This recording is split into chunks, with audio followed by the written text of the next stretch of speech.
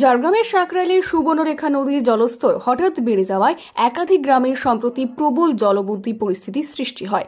মারাত্মক ক্ষতির সম্মুখীন হয়েছেন কৃষকেরা। টানা 3 দিন ধরে জল না নামার কারণে বিস্তীর্ণ চাষের জমি জলের তলায় থাকার ফলে ধান ও সবজি চাষে প্রবল ক্ষতি হয়েছে। বর্তমানে নদীর জল অনেকটাই কমলেও ধান চারা ও সবজি গাছ নষ্ট হয়ে পড়েছে। বিশেষত বীরডাহি, টিকায়েতপুর, আন্ধারি, বালিচক, তেতুলিয়া ও ধানঘড়ি এলাকার কৃষকরা এই দুর্ভোগে চরমভাবে ক্ষতিগ্রস্ত হয়েছেন।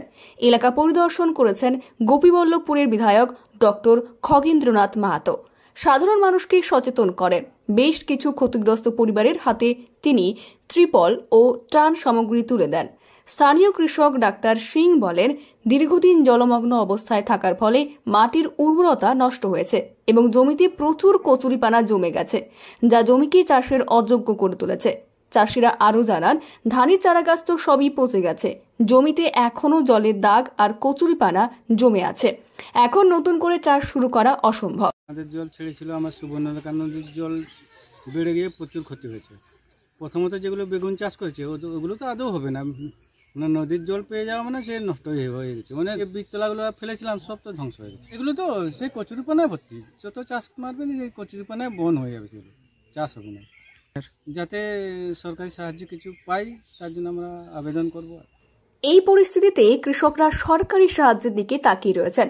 চাষিরা স্পষ্ট জানিয়েছেন, যতক্ষণ না জমি পরিষ্কার হচ্ছে এবং পূর্বের অবস্থায় ফিরে আসছে ততদিন নতুন করে চাষে নামা সম্ভব নয়। অপর এক কৃষক শশাঙ্ক দোলাই বলেন, বন্যার জলে নষ্ট হয়ে গিয়েছে ধানের তলা ও সবজি, পুনরায় বীজ ফেলা ছাড়া উপায় নেই। সাকরাইল পঞ্চায়েত সমিতির কৃষি কর্মাধ্যক্ষ মথুর মাহাতো এই প্রসঙ্গে জানিয়েছেন, এই অঞ্চলের বহু কৃষক জলবন্দী অবস্থার কারণে চাষের ব্যাপক ক্ষতির মুখে পড়েছেন। যারা ক্ষতিগ্রস্ত হয়েছেন তাদের আমরা ধানের বীজ ও সবজির বীজ সরবরাহ করব, যাতে তারা আবার চাষ শুরু করতে পারেন। তৃণমূল অঞ্চলে বেশ কিছু এলাকার চাষির সবজি বীজ এবং ধানের বীজ নষ্ট হয়ে গেছে। গাড়ুটির জল ছাড়া করে গাড়ুটির জলে সুবর্ণরেখার জলে প্লাবিত হয়েছে। 3 নম্বরের বেশ কিছু অংশ তাদের চাষিদের সবজি এবং ধানের বীজ চাষিরা ফেলেছিল, ওই চাষিদের বীজ নষ্ট হয়েছে। ওই চাষিদেরকে আমি আমার কৃষি দপ্তর থেকে, আমি নিজে কৃষি কর্মদক্ষ, ওই চাষিদেরকে আমি ধানের বীজ এবং সবজি বীজ আমি আমার দপ্তর থেকে কৃষি দপ্তরকে আমি সাহায্য করবো। যাদের ক্ষতি হয়েছে বীজ বা আসলে কৃষি দপ্তরে সবার হাতে আমি ধানের বীজ এবং কৃষি বীজ তুলে দেবো। তবে কৃষকদের দাবি, কেবলমাত্র বীজ সরবরাহই যথেষ্ট নয়, ক্ষতিপূরণের পাশাপাশি চাষের জন্য প্রয়োজনীয় সার, কীটনাশক ও জমি পরিষ্কারের জন্য প্রশাসনিক সহযোগিতা জরুরি। স্থানীয় প্রশাসন কিভাবে এই পরিস্থিতি মোকাবিলা করে এবং কৃষকদের পাশে দাঁড়ায়, এখন সেটাই দেখার।